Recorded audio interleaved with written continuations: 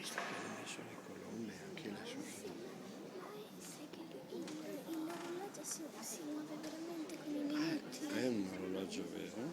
Sì, sì. Hai visto i piedi